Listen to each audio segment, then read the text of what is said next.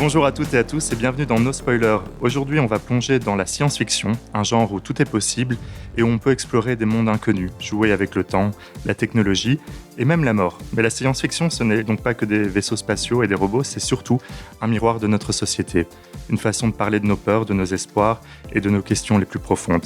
Avec moi aujourd'hui, on accueille Romain Renard, Olivier Tollet et Chloé Devic qui ont imaginé la série Éternel, la nouvelle série belge au pitch prometteur. Dans un monde bouleversé par Eterna, une borne capable de parler avec les morts grâce à leurs objets les plus précieux, la brigade Éternel retrouve les objets transitionnels des victimes assassinées et les interroge pour résoudre les crimes.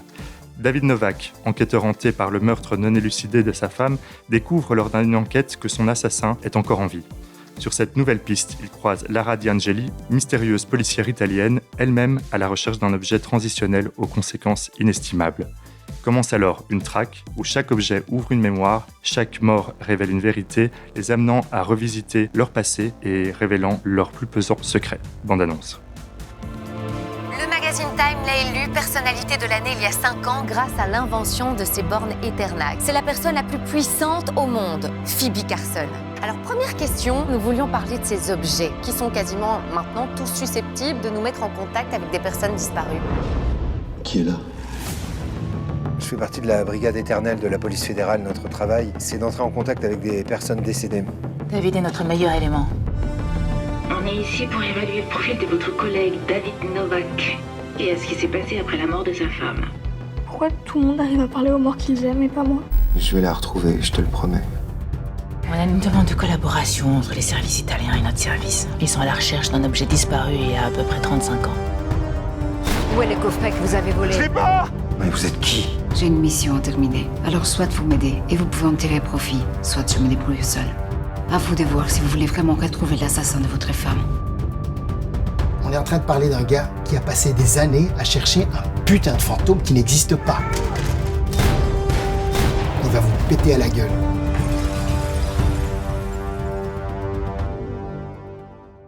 Bonjour Romain, Olivier et Chloé. Alors avant de commencer, est-ce que vous pouvez vous présenter rapidement ? Alors moi je m'appelle Olivier Tollet, je suis co-créateur et co-scénariste avec Romain Renard de la série et je suis co-réalisateur avec Nicolas Bocard.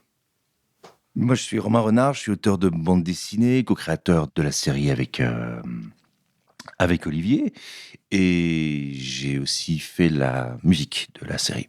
Alors moi je suis Chloé Devic, scénariste. Ma position est un peu particulière, j'ai travaillé au début de la série sur les arches et les séquenciers et je suis partie avant la partie des dialogues, donc je suis co-scénariste sur le début de développement du projet et je suis partie après mais en bon terme. Oui, Très bon terme quand même. maintenant ça va beaucoup mieux. Maintenant avec suite à la médiation ça s'est bien passé. Ouais. Non, je déconne pas. Voilà. Oui. Et donc Romain et Olivier, comment est-ce que vous êtes exactement rencontrés sur le projet ? Quelle a été la genèse justement de... Écoute, on est amis depuis 20 ans. Ah oui, ok.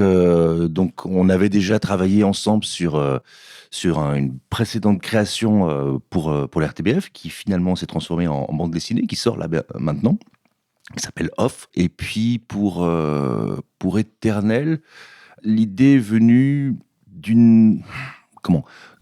suite à un deuil de se poser la question, mais au fait, et s'il était possible de communiquer avec les morts et comment faire pour que ce soit possible et quel en serait le résultat sur une société si tout le monde pouvait commencer à communiquer avec les morts. On a commencé à discuter de ça, à fantasmer autour de ça, essayer de trouver un moment une logique pour que cet univers puisse fonctionner.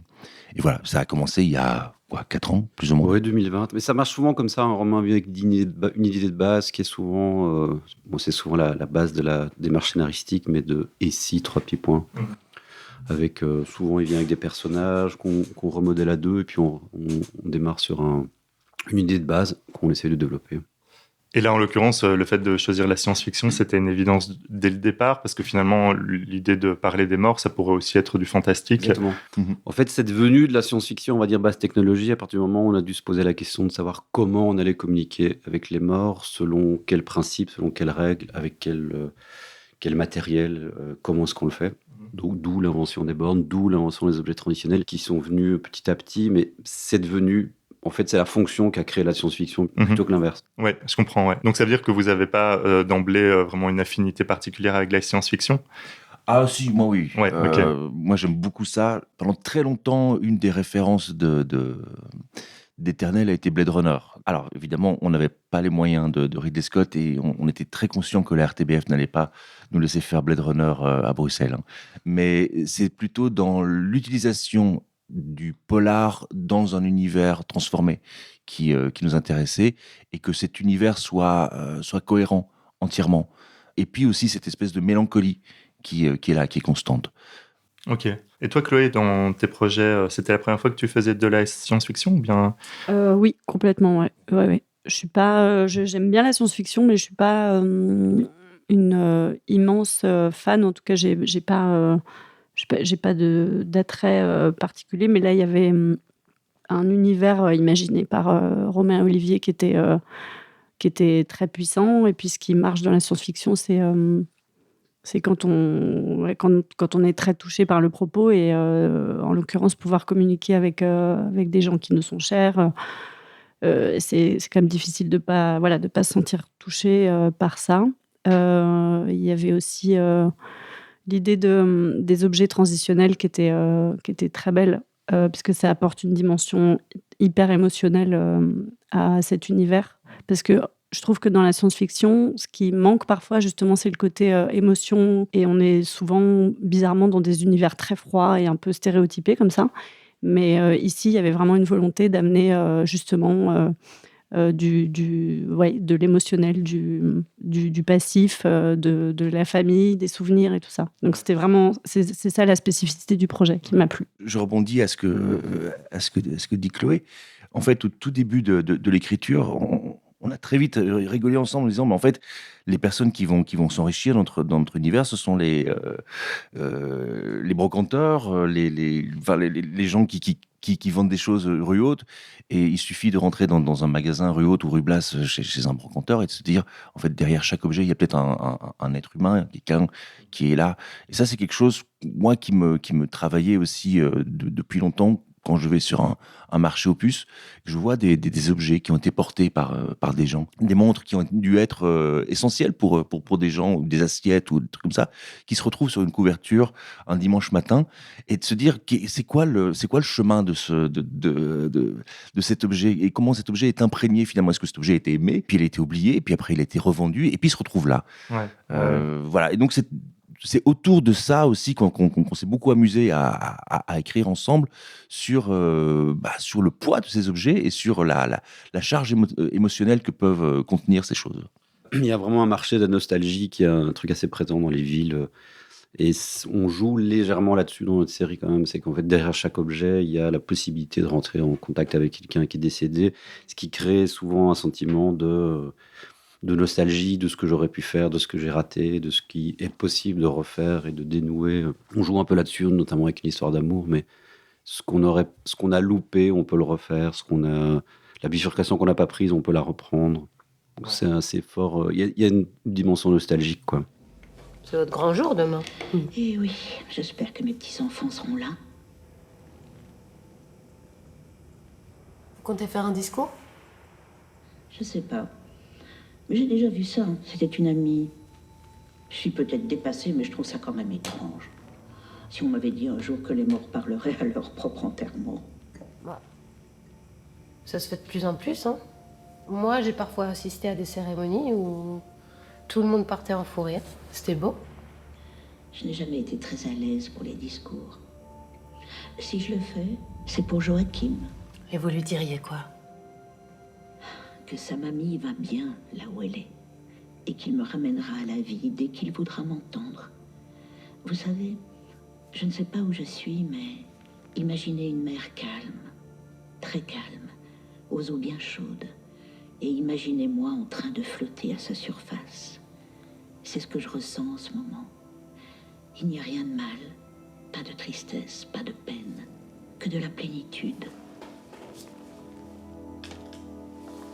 Moi, je pense que vous feriez un merveilleux discours. Faire en sorte qu'un monde dans la science-fiction fonctionne. Ça a été un challenge parce que tu évoquais que c'est pas non plus Blade Runner, mais est-ce que justement le fait de ne pas avoir une référence particulière et un peu plus de liberté créative, ça vous a aidé ? Ça nous a aidé, mais on s'est bien pris la tête. On s'est bien pris la tête à faire en sorte que cet univers fonctionne et qu'on ne le trahisse pas, surtout. Parce que plein de moments, on était coincés par nos propres règles. Et mais je me rappelle, à 3, on discutait pendant une après-midi entière pour essayer de contourner nos règles. On dit, mais non, ça ne marche pas, ça marche pas. Il faut trouver une solution avec ce qu'on a, avec les Lego qu'on avait. Oui, et dans quel ordre ça s'est créé justement ? Est-ce que d'abord on crée les règles, d'abord on crée la technologie, ou bien est-ce que c'est la société en tant que telle que vous avez... Parce que c'est assez intéressant de savoir justement, comme tu dis, tout apporte un lot de contraintes. Est-ce qu'il y a un ordre précis dans la façon de créer ce genre d'univers ?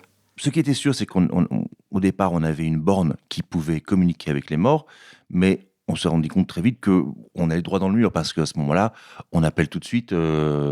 je sais pas moi, Léonard de Vinci ou Lee Oswald pour savoir est-ce que c'est vraiment toi qui as tué le président Kennedy. Et donc finalement il n'y avait pas vraiment de contrainte dans le fait de communiquer avec les morts. Donc l'objet transitionnel est important. Le fait qu'ils doivent être uniques aussi, que de toute notre vie en fait on n'en a qu'un, et que si on le perd, tant pis.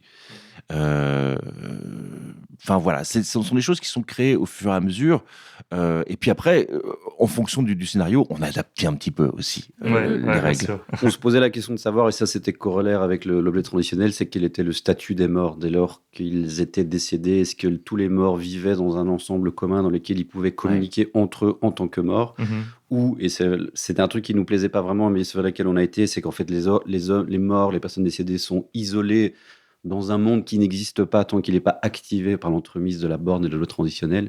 Parce que ça posait sinon un problème scénaristique majeur, c'est que si les morts pouvaient communiquer entre eux, même s'il y avait un objet transitionnel qui était lié à une personne, il suffisait de rentrer en contact avec, je sais pas, l'objet transitionnel de Jules César et qu'un centurion ou une autre personne puisse parler avec eux. Et donc on se retrouve dans des situations où les morts entre eux pouvaient communiquer par l'entremise d'un canal. Ce qui ouvrait des portes scénaristiques trop nombreuses. Donc on a un objet transitionnel qui est relié à un mort qui ne peut pas communiquer avec les autres morts. Oui, puis je me souviens que très vite, le défi, ça a été, vu qu'il fallait un peu faire du polar avec cet univers, parce que voilà, c'est aussi un genre qui est très apprécié par la chaîne.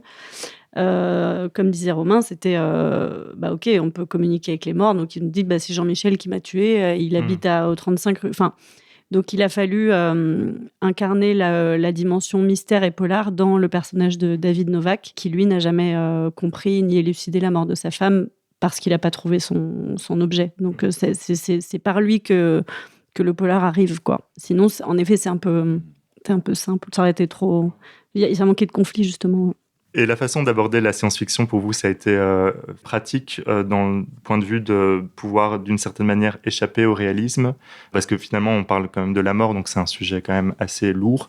Est-ce que vous avez le sentiment que ce genre vous a donné plus de liberté et a permis de véhiculer un message autrement que vous auriez dû le faire si ça avait été un drame, par exemple ? Alors, ça a permis, en fait, d'ouvrir une boîte à fantasmes incroyable sur nos histoires. C'est presque un récit choral. On a une grande trame de polar, mais on a aussi une famille. Et cette famille a ses propres arches. On a un grand-père qui, lui, doit résoudre le drame de sa vie, c'est de ne pas avoir connu sa mère.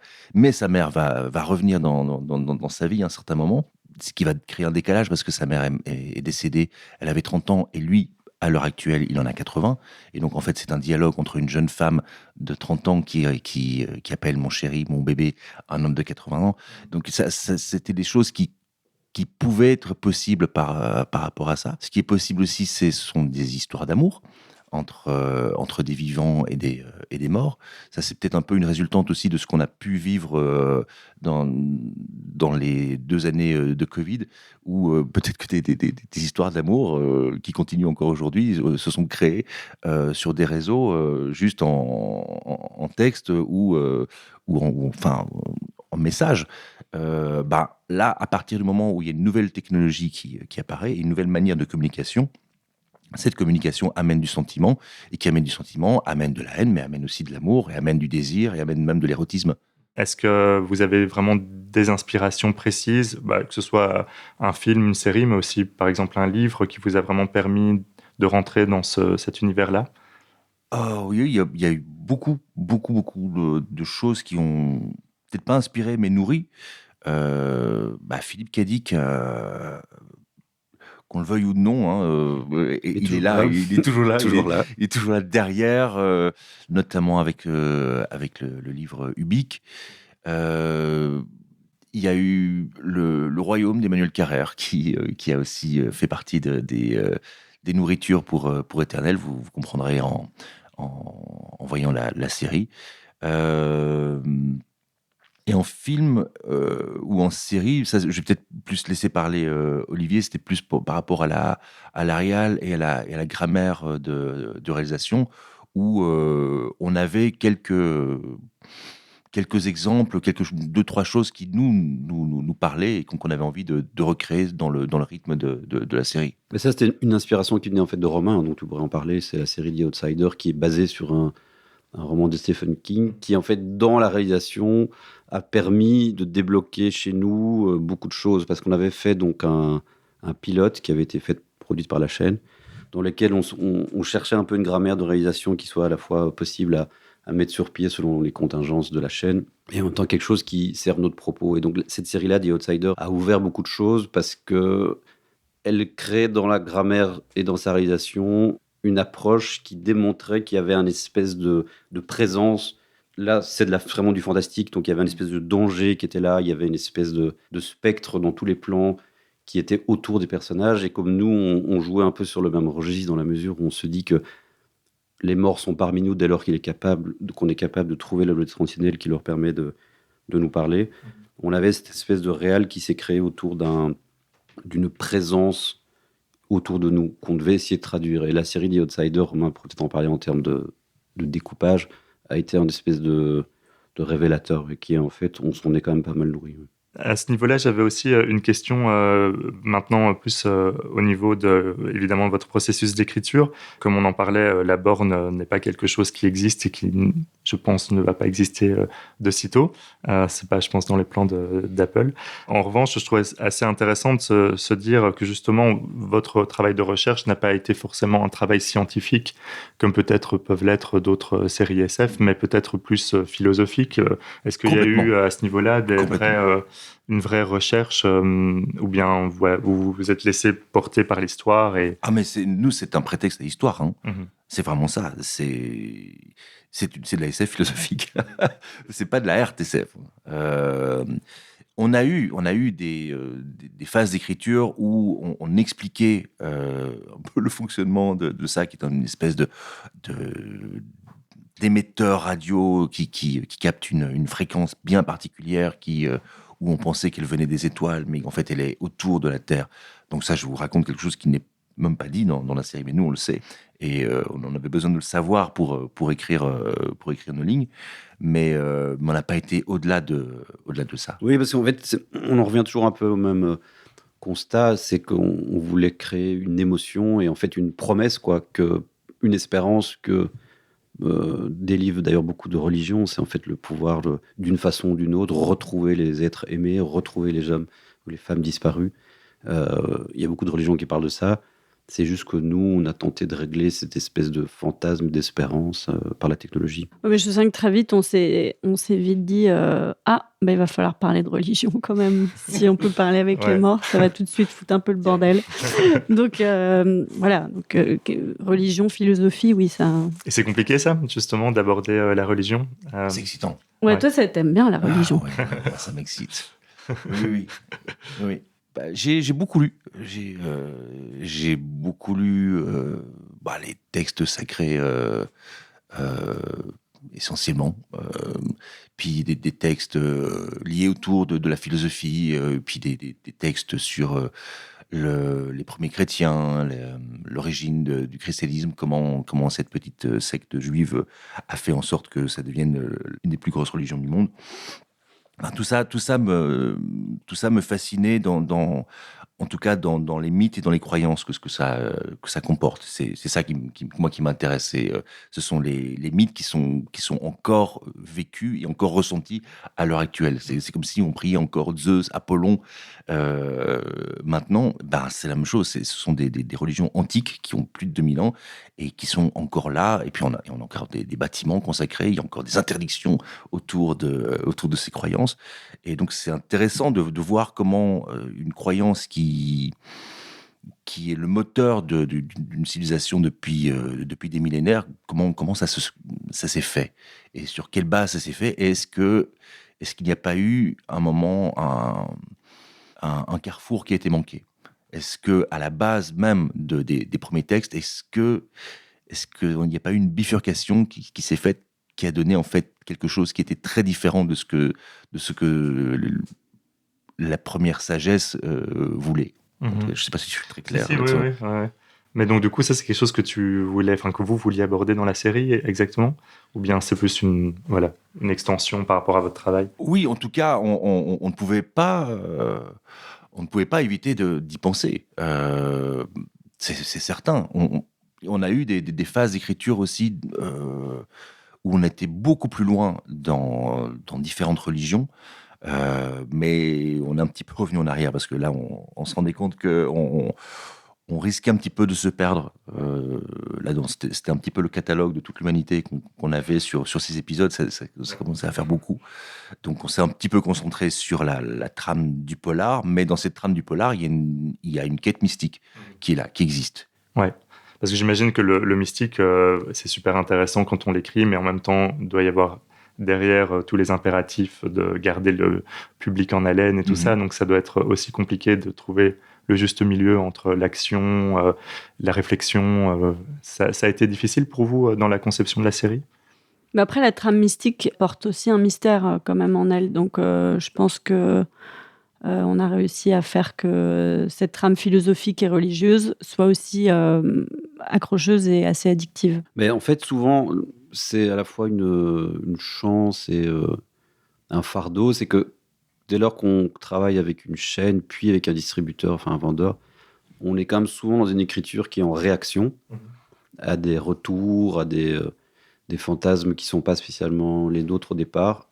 Et en fait, ce cadre qui nous est imposé nous oblige, dès lors qu'on ne veut pas lâcher l'affaire et qu'on veut rester dans la dynamique de base de la série, ça nous oblige quand même à être hyper créatif et de toujours remettre quelque chose sur le métier pour avancer, pour faire en sorte qu'on ne se perde pas dans notre élan initial, avec un cadre qui est de plus en plus corseté. Mais si on lâche pas l'affaire, on est quand même on crée rien à faire, une dramaturgie qui doit être efficace et qui doit fonctionner malgré les règles qu'on s'est imposées. Je crois que le plus gros défi, pour cette série particulièrement, c'est parce que c'est très ambitieux visuellement. Il y a un univers qui est quand même très spécial, très fort et tout. Donc, c'est d'arriver à concilier ses ambitions visuelles et dramatiques avec des contraintes de moyens, comme le dit Olivier, avec une chaîne qui veut beaucoup de tension, d'addiction, de spectateurs et tout ça. Et donc, c'est concilier ses envies d'auteur qui sont parfois... qui sont pas que sur l'efficacité et tout ça, avec les demandes d'une chaîne, d'un distributeur et tout ça. Et pour cette série particulièrement, parce que c'est une série, il y a un visuel, il y a un univers, j'ai l'impression, surtout, avant toute chose, et j'ai l'impression que Romain et Olivier, ils ont d'abord pensé en termes d'image, d'univers, parce que c'est aussi comme ça qu'il fonctionne, il est dessinateur et tout ça, et puis après est venue l'idée de la mort, de pouvoir parler, et puis après on s'est dit, ok, comment parler de ça à un public. Vous avez déjà assisté au premier contact d'un mort qui vient d'être assassiné. C'est parfois violent.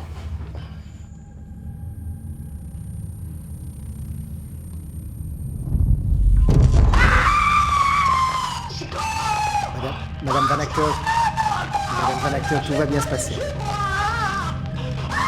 Madame, calmez-vous, je vous en supplie. Tout est fini. Je suis de la police, rassurez-vous. Qu'est-ce qui se passe? Je suis morte. Madame, je dois vous demander de vous calmer, s'il vous plaît. S'il vous plaît, restez. Signore Gesù Cristo, non è uno spirito di paura quello che ci hai dato. ma uno spirito di forza, di amore e di equilibrio. Mon Dieu, ma lumière et mon salut. Je te remercie. Par rapport justement au niveau du genre, parce que quand on pense à de la science-fiction, c'est toujours avec des codes qu'on reconnaît assez facilement. Est-ce que c'est quand même quelque chose que vous avez suivi, que vous avez utilisé, malgré le fait que justement c'est une série qui est très particulière, vu qu'il y a ce rapport entre le passé, le présent, le futur, et puis la mort tout simplement. Vous avez quand même essayé de prendre certains codes pour justement peut-être rassurer vos interlocuteurs quand vous développez la série, non? Moi, j'ai pas l'impression du tout. En fait, ce qui est marrant, hein, c'est que, mais c'est intéressant ce que tu dis, parce que j'ai l'impression qu'on s'est jamais, enfin, je pense que Chloé dira la même chose, on s'est jamais posé la question de savoir, enfin, on s'est jamais dit, en fait, on est en train d'écrire une série de genre qui correspond à un cadre spécifique, à des règles. On écrit une série qui est dramatique, avec un thriller d'enquête, avec une possibilité de pouvoir créer de l'émotion autour de la nostalgie, le fait de pouvoir parler avec des morts, par l'entremise d'une technologie qu'on va appeler une science-fiction de basse technologie. Mais c'est vrai qu'on n'a jamais été très fort, on n'a jamais vraiment construit l'histoire en se disant on est dans du genre, il faut qu'on respecte des règles du genre, j'ai pas l'impression. La prochaine question que je voulais vous poser, c'était plus au niveau des personnages, parce qu'évidemment, quand on parle d'un univers qui n'existe pas, est-ce qu'il y a une implication aussi, enfin une répercussion plutôt sur les personnages concrets? Est-ce que vous avez le sentiment, alors peut-être, ça c'est une question peut-être de comparaison entre différents projets, dont certains qui ne seraient pas de science-fiction, est-ce que l'approche aux personnages change? Est-ce qu'il y a vraiment une façon particulière de traiter le personnage dans le développement d'une série de science-fiction? Pas vraiment de science-fiction, c'est une recherche de personnages de la série. Là aussi, le genre n'importe pas énormément dans l'étude des personnages, en tout cas pour notre histoire. Si on prend Blade Runner, oui, les réplicants, ce sont des personnages qui sont liés au genre de la science-fiction. Ici, on ne parle que d'êtres vivants et de gens qui souffrent, qui espèrent ou qui aiment. Donc non, il n'y avait pas eu de recherche spécifique là-dessus. Puis encore une fois, comme la série n'est pas futuriste, on n'est pas, en tant que scénariste, confronté à des personnages qui vivent dans un environnement qui crée des besoins, des désirs qui sont spécifiques à l'environnement. Ouais. Si vous vivez dans l'an 5000 et que ça fait 3 générations que vous êtes dans une station spatiale internationale, j'imagine qu'il y a des choses qui sont spécifiques à ça. Le fait d'être né dans l'espace, le fait de jamais pu avoir été en contact avec la Terre. Enfin, ça crée des espèces d'objets stéréotypés de scénarios et des personnages qui sont en relation avec le genre. Nous, comme c'est pas du tout futuriste, tous nos personnages, c'est des personnages de séries classiques. C'est même plutôt passéiste, en fait, notre série. Oui. C'est une série science-fiction passéiste. Très nostalgique, ouais. Ouais. Et en même temps, Olivier, je t'entends dire ça et je me dis, quelque part, je te rejoins et en même temps, j'ai envie de dire, est-ce que si demain, on avait une borne qui nous permettait de discuter avec les défunts, il n'y aurait pas aussi un impact psychologique? Je pense que pour vous, c'est peut-être quelque chose qui est très intégré parce que vous avez vécu et fait développer vos personnages, mais quelque part, vous avez créé des personnages dans un environnement qui est quand même particulier. Ça, maintenant que je le mentionne, ça... Mais là, on n'est pas si loin. Enfin, vous avez entendu parler peut-être de l'IA, je ne sais plus laquelle encore, qui permet de... Réplica, je pense. Ouais, Réplica, oui, qui réplique notre enfant mort avec qui on peut continuer de parler. T'as pas entendu ça, Romain? Non, mais l'enfant ou n'importe qui. Moi, je dis enfant parce que pour moi, c'est le pire des... Oui, non, mais t'as pas entendu, il faut que je t'envoie le truc.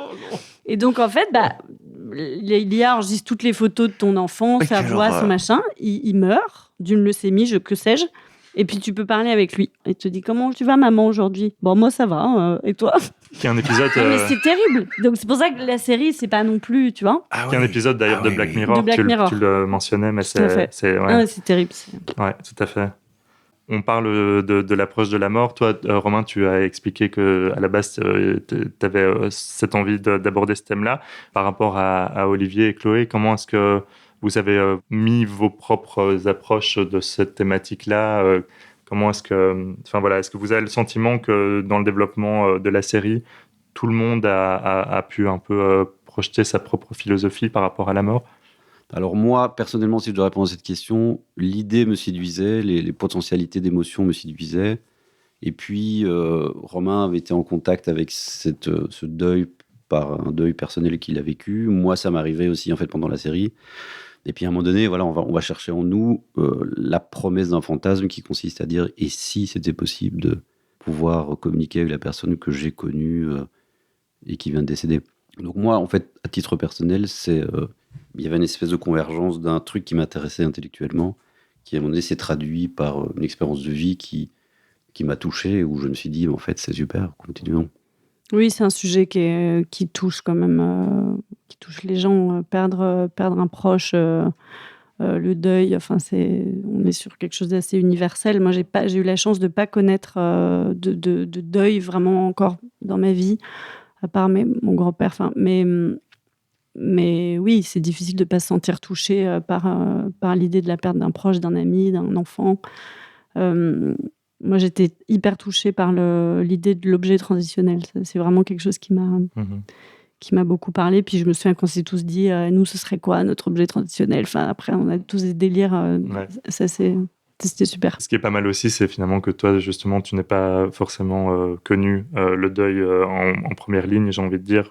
Quelque part, ça permet aussi à votre writer's room d'avoir des angles très différents sur ce thème-là. Du coup, bientôt, la série va sortir sur la RTBF. Est-ce qu'il y a des réactions que vous attendez en particulier par rapport au public ou des débats que vous aimeriez que la série ouvre En fait, pour la chaîne, c'est depuis leur point de vue à eux, c'est une espèce de défi parce qu'ils ont un peu peur de l'aspect science-fiction. Ils ont l'impression que ça correspond peut-être pas tout à fait à ce que les gens qui regardent la télé linéaire ont l'habitude de voir. Donc nous, j'ai l'impression que si la série plaît, donne et fait vivre de l'émotion dans ce cadre-là, c'est vraiment une réussite. Moi, ce que j'aimerais bien, c'est que ça suscite des débats sur et toi, ce serait quoi ton objet transitionnel ? Ou ça serait rigolo en fait d'avoir ça. Et surtout, avec qui on aimerait communiquer. Il y a des proches, mais il y a au-delà des proches. Il y a plein d'autres personnes, plein d'autres personnalités avec qui on aimerait communiquer. Pierre des proches. Pardon. C'est la caution comique de la série. Sinon, ce serait vraiment hyper plombant cette série. Après, vous l'abordez en tout cas, ce côté de justement pouvoir parler avec n'importe qui dans la série. Pour avoir vu le pilote, c'est déjà abordé. Voilà. Il y a vraiment une leçon que vous avez retenue de votre travail, quelque chose que un conseil que vous pouvez donner aux auditeurs qui nous écoutent et qui auraient peut-être envie de se lancer dans l'aventure.